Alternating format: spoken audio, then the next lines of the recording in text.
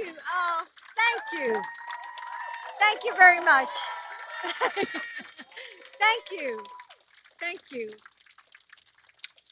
Thank you. And welcome to the White House.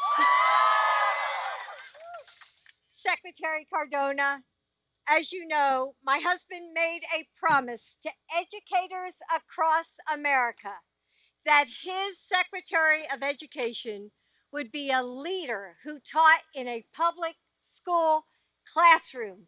And he found that in you. Right, Randy? Right, Becky? Was our promise.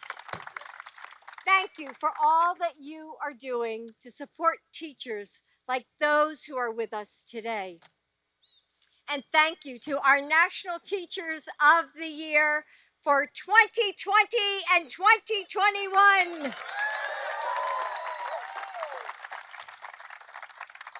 Juliana, I was so happy to surprise you last spring when you were announced. It was so much fun, even though it was 4:30 in the morning. And Tabitha, congratulations on being our first ever early childhood education awardee. So why are you here? I don't mean here on the South Lawn. I mean, why are you here? You're here because you are among the finest group of educators in our country. What I mean is, what started you on the path that led you here? Why did you choose to be a teacher? Why have you dedicated your life to teaching? Everyone here today is here for a reason. Maybe it was a teacher who pushed you to dream that you could make a difference. A child who inspired you to make the world work a little better for her. A time that when you realized that no one was going to do the hard work of changing things if you didn't answer the call. We all have our moment when our story began, or a person who set us on this path. For me, it was my grandmother. She taught in an old-fashioned one-room schoolhouse, crammed with 3 grades of students. And some days when I was a little girl, she would take me with her.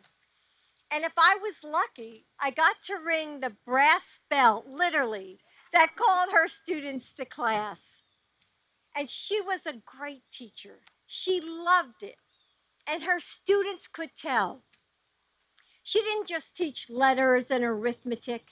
She, like you, opened up new worlds. When she read to us from Charlotte's Web or my favorite Mary Poppins, she was spellbinding. And every child who walked through the walls of her classroom became enchanted, including me. I wanted to do that. I wanted to help kids see their world in a different way. I wanted to help them find their own voice through writing. I thought if I could do what she did, if I could set just one student on a better path, that would be really special. Someone inspired you too. Someone helped you find your path. And I know that they would be proud to know just how far you've come. The National and State Teachers of the Year program is the most prestigious teacher recognition program in our country. So many teachers were submitted for consideration. And in a crowd of some of the most innovative, talented, compassionate, and effective educators in our country, you all stood out. Yes.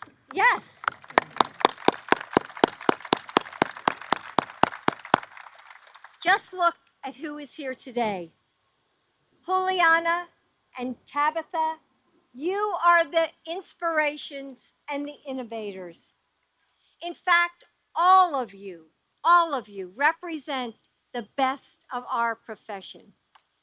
And yet, you also represent the small miracles that teachers across this country perform in their classrooms every single day. Seeing the boy who feels like he's fading away and helping him express himself through music or art. Helping the girl who thinks she's not smart enough to find that intelligence that's always been there. Holding that mom's hand when you tell her, despite her fears and stress, that she's doing a great job. Understanding that the words, "I'm fine," often means everything is wrong. Through uncertainty and unknowns, through a computer screen or at a distance in the classroom, teachers found new and innovative ways to connect. You met students where they were. You worked long hours. I see the heads, yes, you work long hours. You reworked those lesson plans, I swear, overnight. And you reimagined what a classroom could be. It was difficult, wasn't it? And we're still wrestling with the challenges of this pandemic. But you and teachers like you across this country have found the courage and the strength to keep going. With all of my heart, and on behalf of millions of American families, thank you for being the heroes we needed. I'm going to clap for you.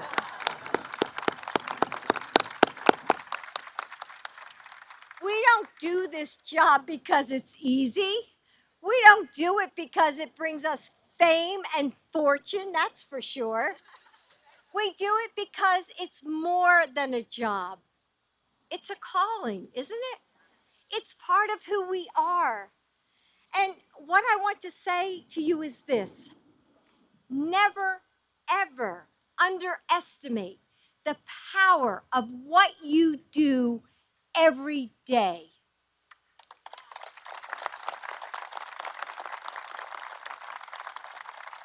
You know, when my grandmother died, she didn't leave behind a giant estate, but what I inherited from her and what I still have to this day is that simple brass school bell that she used to let me ring. And when I think about that bell, I think about the way her legacy, her love of learning, her patience and compassion resonated into the world like waves of sound, changing those who heard its ring. I think of every student that she taught and wonder what amazing things they grew up to do. Perhaps they are public servants working to make our communities a little stronger or a little fairer. Perhaps they are doctors saving lives, or architects building our cities, or scientists working to solve global challenges. And of course, there's at least one teacher. We're all here today because someone took the time, who taught us, inspired us, and showed us what we could be.